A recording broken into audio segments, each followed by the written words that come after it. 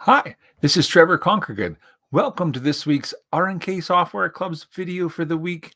And our topic for this week is about gradient fill and color blending. And so if you're ready to get started, we'll go ahead and make my workspace nice and big. And I have an artwork shape on my screen of a banana.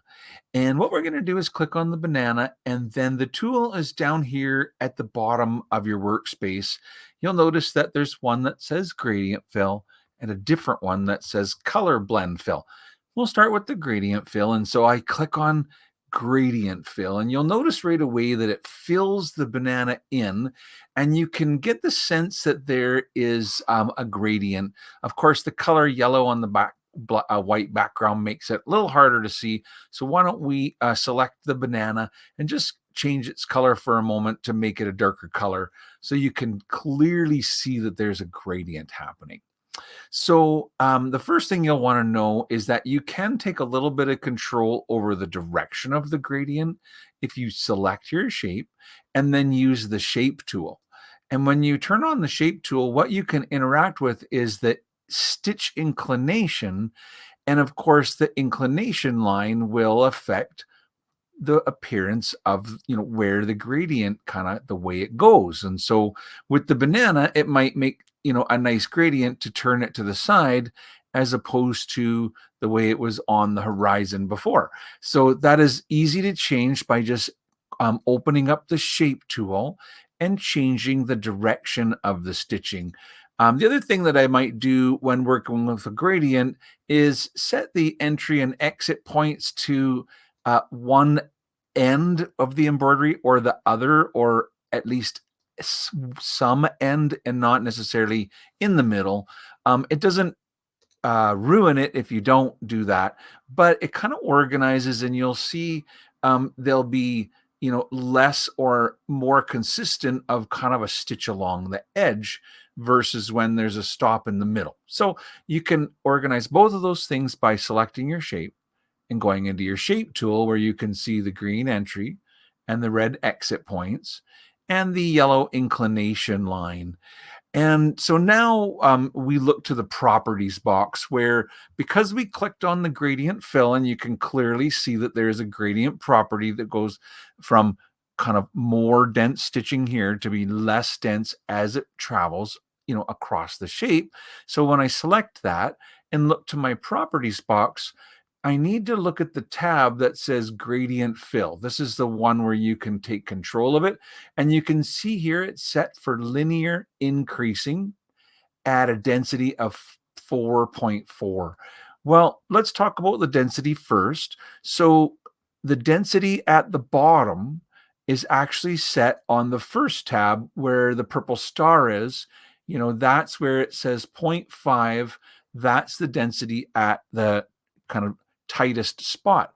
And then when you look at the tab for the gradient, it shows you the opposite, the density for the most open spot. So for example, if I make this 4.4 a smaller number, like 3, and click apply, it will tighten the stitching up and give me less open space at the open end of my gradient profile. So I'll click on it again and just go back to that tab where it says gradient fill. And this is where you can change the density. And it's also where you can change the profile. So it says increasing, but you could choose decreasing, and that will have it sort of change the direction.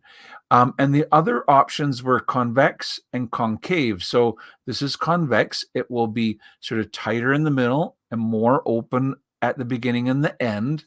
And concave will be the opposite. So now it'll be more open on the middle and have the tighter spots on the ends like that. And so those are the different types of gradient fills and how you can control their settings, and how that changes when you click on color blend. So this is the tool at the bottom for gradient fill, but beside it is color blend.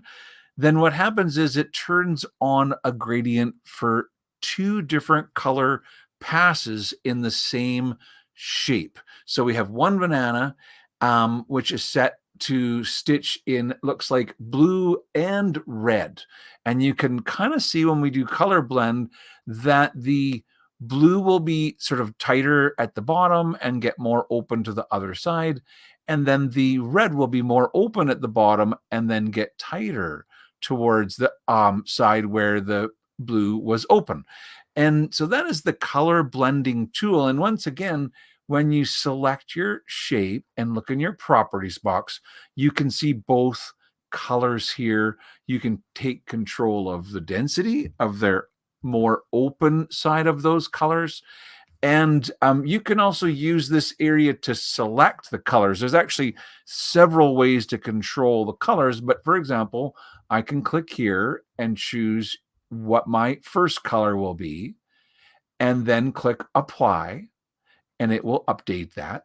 And similarly, I could obviously change my second color and click apply.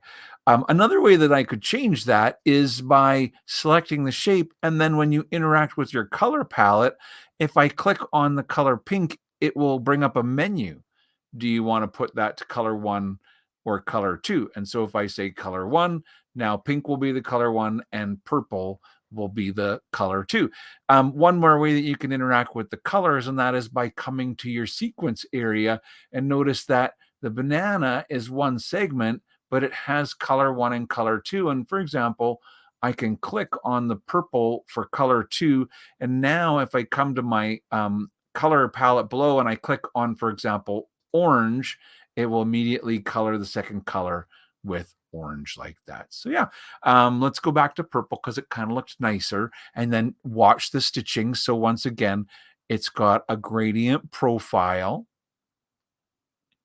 and that would be, so for example, if I select this, another option for this whole gradient would be, for example, you can choose none. So if you want to have the first layer be a solid fill and only have the second layer do the color blending, then you could choose none for one or the other layer. And so now we'll have a solid layer of pink and a blended purple layer going over top.